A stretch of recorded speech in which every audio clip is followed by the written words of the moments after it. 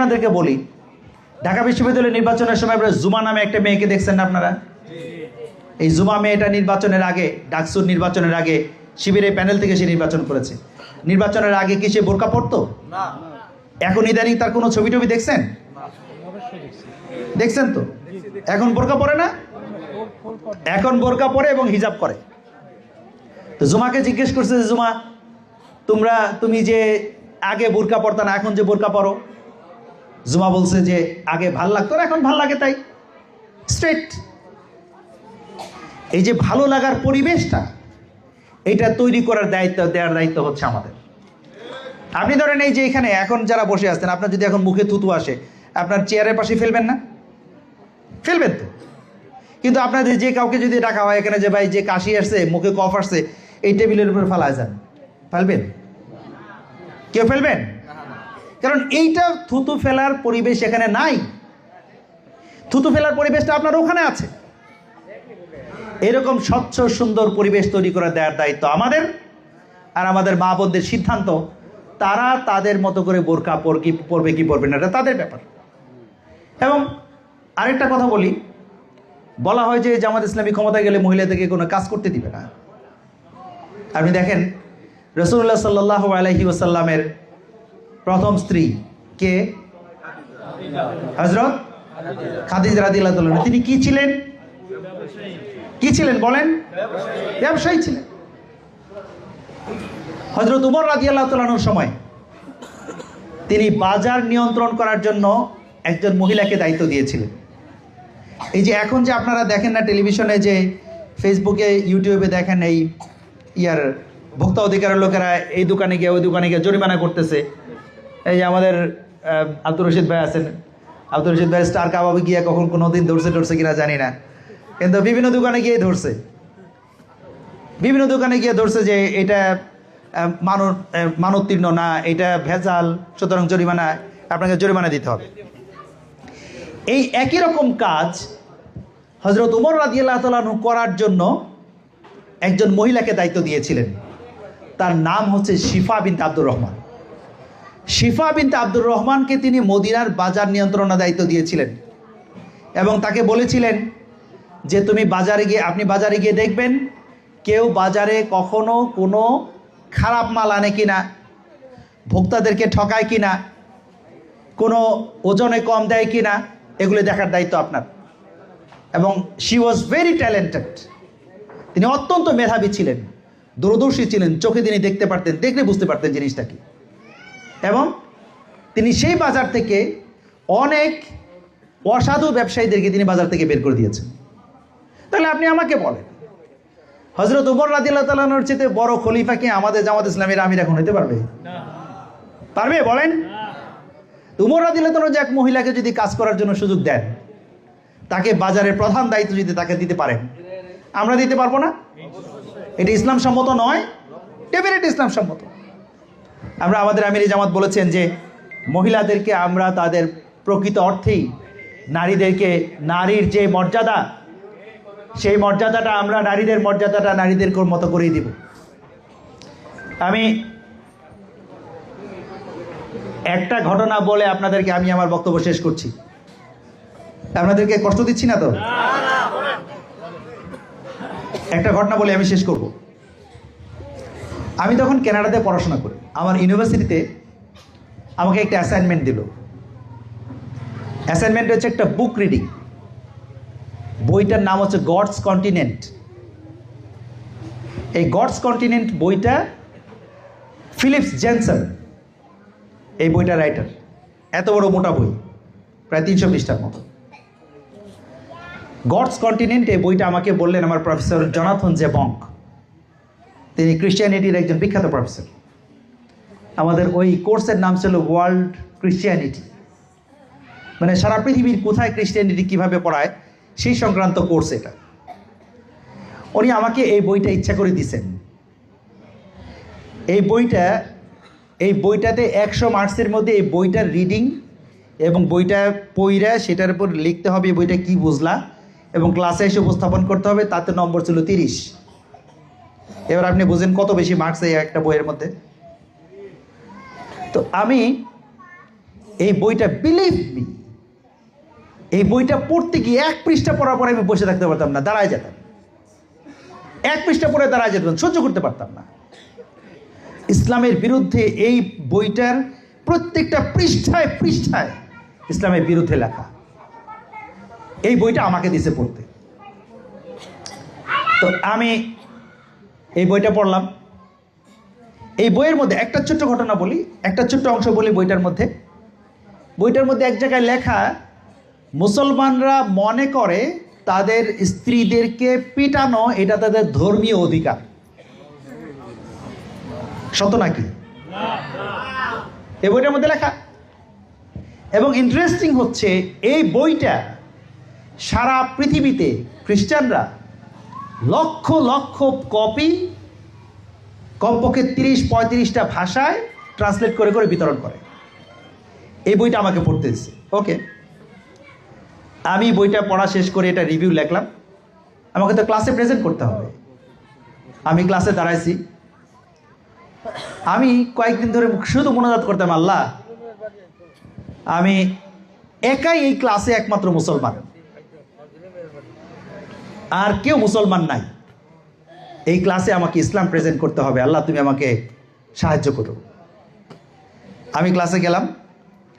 যাওয়ার পরে আমার ক্লাসে আর কোনো মুসলমান নাই, একাই আমি মুসলমান, আর সব খ্রিস্টান। আমি ক্লাসে প্রেজেন্ট করতে করতে এক পর্যায়ে বললাম যে, উইথ ফুল রেসপেক্ট, মানে ইংরেজিতে তো বলতে হচ্ছে, যে আমি সম্পূর্ণ সম্মানের সাথে এই লেখক যিনি লিখেছেন তার প্রতি সম্মান রেখেই আমি কয়েকটা দ্বিমত পোষণ করতে চাই। কারণ তিনি এত বড় রাইটার, তার কথায় দ্বিমত পোষণ করা খুব কঠিন ব্যাপার, খুব কঠিন ব্যাপার। যারা ইউনিভার্সিটির স্টুডেন্ট আছেন, যারা ইউনিভার্সিটিতে পড়াশোনা করেছেন, তারা জানবেন খুব কঠিন ব্যাপার। আমি বলতেছি যে তার প্রতি সম্পূর্ণ সম্মান রেখে আমি একটা ঘটনা বলতে চাই। আমি ক্লাসে বলেছি, এইখানে যেখানে বলা হচ্ছে যে নারীদেরকে পিটানো ইসলাম অধিকার দিয়েছে, দিস ইজ রংলি প্রেজেন্টেড, এবং যে সোর্স থেকে এটা লেখা হয়েছে সে সত্য না। রাদার ইসলামে মহিলাদেরকে অধিকার কি দিয়েছে জানেন? আমি বলতেছিলাম যে রাসূলুল্লাহ সাল্লাল্লাহু আলাইহি ওয়াসাল্লামের সামনে একজন সাহাবী তার সামনে বসে থাকতেন, এবং আল্লাহ রাসূল সাল্লাল্লাহু আলাইহি ওয়াসাল্লাম যখন মহিলাদের ব্যাপারে, মায়েদের ব্যাপারে যখন সম্মানের কথা বর্ণনা করতেন, যখনই বর্ণনা করতেন তখনই তিনি অঝরে কাঁদতেন, অঝরে কাঁদতেন। রাসূলুল্লাহ সাল্লাল্লাহু আলাইহি ওয়াসাল্লাম বললেন যে মায়েদের অধিকার বাবার চেয়ে 3 গুণ বেশি, বলেছেন না? তিনি অঝরে কাঁদতেন। কেন কাঁদতেছেন? আল্লাহ রাসূল একদিন জিজ্ঞেস করলেন তাকে। তিনি বললেন, ইয়া রাসূলুল্লাহ, আমি যদি জানতাম ইসলামে নারীদের মর্যাদা এত বেশি, আমি সেই ঘটনাটা ঘটাইতাম না। কি ঘটনা?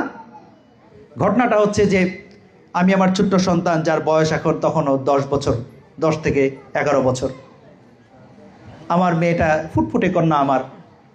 সেই সমাজে মেয়ে জন্ম নেওয়ার মানে হচ্ছে একটা কুলাঙ্গার কিছু জন্ম নিচ্ছে বলে ধারণা করা হতো, এবং তাদেরকে জীবন্ত মেরে ফেলা হতো। এখানে বাচ্চাদের মধ্যে এই যে 10 বছরের বাচ্চারা এখানে আছে, 10 বছরের মেয়েরা এখানে আছে।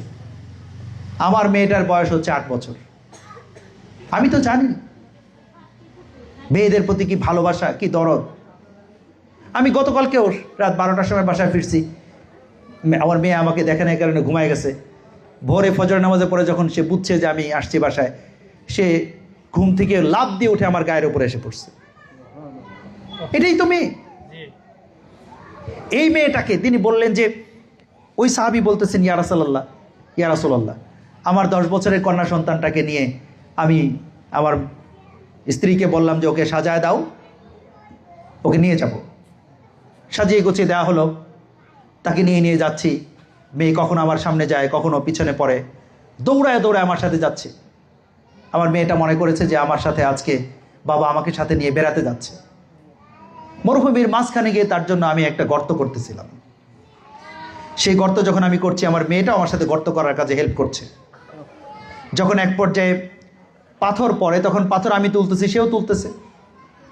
একটা পর্যায়ে যখন আমি দেখলাম যে তাকে ফেলে দিলে এই পর্যন্ত গর্ত হয়ে গেছে, ফেলে দিলে তাকে এখন কবর দেওয়া যাবে, অতটুকু গর্ত করার পরে মেয়েটাকে ধাক্কা দিয়ে আমি ফেলে দিয়েছি। আমি ফেলে দেওয়ার পরে তারপরে আমি বালু দিয়েছি। এই বালুটা আমার মেয়েটা আমার উপর আবার ছুঁড়ে মেরেছে। আমার মেয়ে মনে করেছে আমি তার সাথে খেলাধুলা করছি। আমি যখন তাকে পাথর মেরেছি, পাথরটা আবার আমার গায়ের উপরে সে মারছে। সে মনে করেছে তার সাথে আমি খেলতেছি। কিন্তু যখন পাথর মারতে মারতে মারতে মারতে একটা পর্যায়ে আমার মেয়েটা বুঝতে পেরেছে আমি তাকে হত্যা করছি, আমার মেয়েটা দাঁড়িয়ে চিৎকার করে বলেছিল, বাবা আমাকে তুমি মেরো না, আমি সারা জীবনের জন্য তোমাকে কখনো চোখ দেখাবো না, মুখ দেখাবো না, আমি এমন জায়গায় চলে যাবো তোমাকে মুখ দেখাবো না, তুমি আমাকে হত্যা করো না। কিন্তু আমি সেদিন ইয়া রাসূলুল্লাহ আমার মেয়ের লাস্ট দাওয়াতটা, লাস্ট আহ্বানটা আমি সহ্য করতে পারি নাই, এবং আমি সেটার তার শেষ আবেদনটা আমি রক্ষা করতে পারি নাই। আমি তাকে মেরে হত্যা করে ফেলেছি। আমি যদি জানতাম ইসলামে নারীদের অধিকার পুরুষের চেয়ে 3 গুণ, আমার এই কন্যা সন্তানকে হত্যা করতাম না। সম্মানিত সুধী মণ্ডলী, আমি আমার ক্লাসের কথা বলতেছি। আমার ওই কানাডার সেই ক্লাসে আমি যখন এই ঘটনাটা বলেছি, this is Islam, this is women rights in Islam, এটা হচ্ছে ইসলামে মহিলাদের অধিকারের কথা বলা হয়েছে। আর ফিলিপ জেনকিন্স এখানে যা লিখেছেন অসত্য, রং।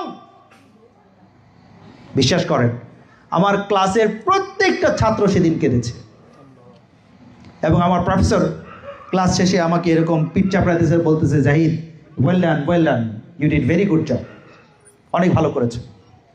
সেই কোর্সে আমি সবচেয়ে বেশি মার্কস পেয়েছিলাম। সমাজের সুধী মণ্ডলী, আমি বলতে চাই আমাদের মায়েদের, আমাদের কন্যাদের, আমাদের নারীদের অধিকার ইসলাম যা দিয়েছে পৃথিবীর কোনো ধর্ম, কোনো দর্শন, কোনো ফিলসফি কেউ দিতে পারে নাই। আমরা মেয়েদেরকে, মাদেরকে ওই জায়গায় আনতে চাই। আমরা এটা বিশ্বাস করি মায়ের পায়ের নিচে সন্তানের বেহেশত। তাহলে মার সাথে বেয়াদবি আমি কিভাবে করব? আমার তো বেহেশতই নাই। সুতরাং মাদেরকে আমরা ওই জায়গায় আসীন করতে চাই। আমরা আমাদের ইয়াং জেনারেশনরা যারা আছেন তাদেরকে আমরা এই কথা বলতে চাই যে please respect to your mother. তোমার মায়ের কথাটা শোনো, তোমার বাবার কথাটা শোনো। সম্মানিত সুধী মণ্ডলী, অনেক রাত হয়ে গেছে, আপনাদের সঙ্গে অনেক কথা বলেছি। আমরা এইবারের আমাদের নির্বাচনের যে যুদ্ধ, এই যুদ্ধটা হচ্ছে আমাদের দুর্নীতির বিরুদ্ধে যুদ্ধ। এই যুদ্ধে আপনারা আমাদের সাথে আছেন ইনশাআল্লাহ। এই যুদ্ধে আপনাকে জিততে হবে, এই যুদ্ধে আপনাকে জিততে হবে, এই যুদ্ধ আপনার, এই যুদ্ধ আমার, এই যুদ্ধ বাংলাদেশের। সারা বাংলাদেশকে এই যুদ্ধে জিততে হবে। আল্লাহ তাআলা আমাদেরকে তৌফিক দান করুন এই দেশটাকে একটা সুখী সমৃদ্ধশালী বাংলাদেশ হিসেবে গড়ে তোলার জন্য। দাঁড়িপাল্লার এই প্রতীকে আপনাদের সহযোগিতা চাই, সমর্থন চাই এবং ভোট চাই। আল্লাহ তাআলা আমাদের তৌফিক দান করুন। আমিন। আসসালামু আলাইকুম ওয়া রাহমাতুল্লাহি তাআলা ওয়া বারাকাতুহু।